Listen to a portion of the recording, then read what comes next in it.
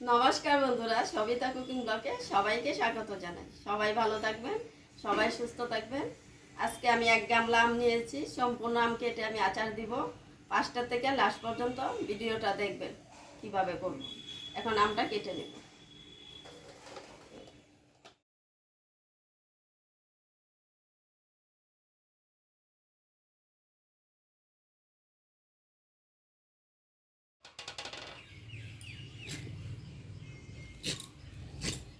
আমটাতে আটি হয়ে গেছে। আটি যদি হয় আচারটাও যে ভালো হয়, খেতেও যে ভালো লাগে।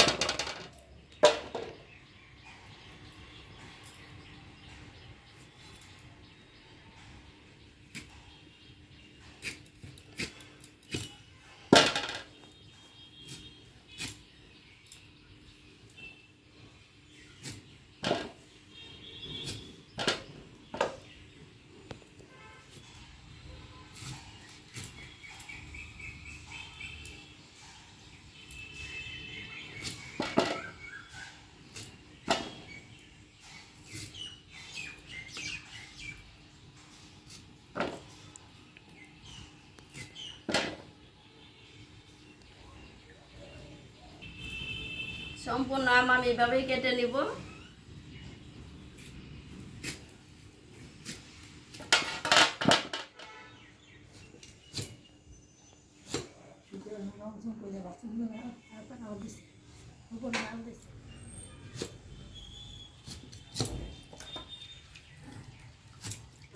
সম্পূর্ণ আম কাটা হয়ে গেছে। এখন লবণ হলুদ দিয়ে রোদ্রে দিয়ে দিব।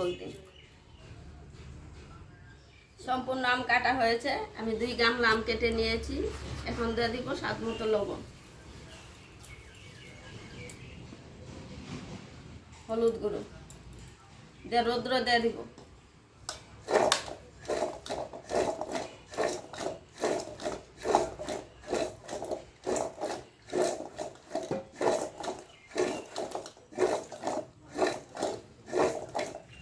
স্বাদ মতো লবণ,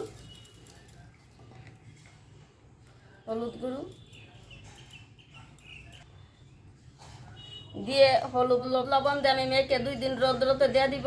দিয়ে আর কি কি মশলা দিতে লাগে আপনাদেরকে সম্পূর্ণটা দেখাবো। আমের আচারের জন্য কি কি আচার বানানোর জন্য কি কি লাগবে দেখুন। কালো সরষা, লবণ, পাঁচফোড়ন, হলুদ আর শুকনো লঙ্কা। পাঁচফোড়নটা আর শুকনো লঙ্কাটা ভেজে নিব শুকনো কলাতে। এখন পাঁচফোড়নটা দিয়ে দিব। অনেকগুলা পাঁচফোড়ন আছে, আমি 2 বারে ভেজে নেব।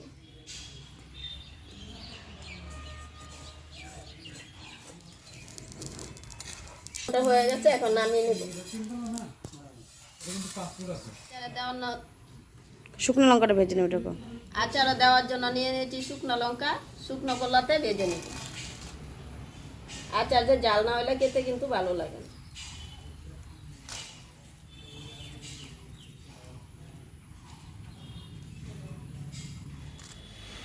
আমি দিয়ে দিব শুকনো লঙ্কার গুঁড়া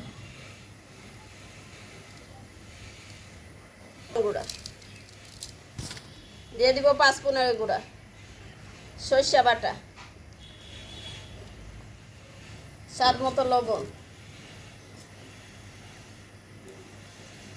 হলুদ গুঁড়ো, সব কিছু দেওয়া হয়েছে। এখন মিক্স করে নিই। দিয়ে দিব সরষের তেল,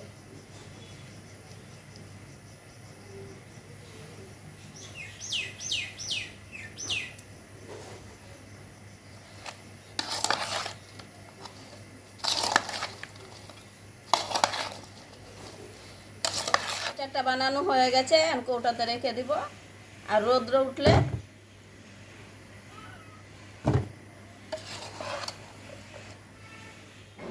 সব কিছু মিক্স হয়ে গেছে। এখন কৌটাতে ঢুকায় দিব।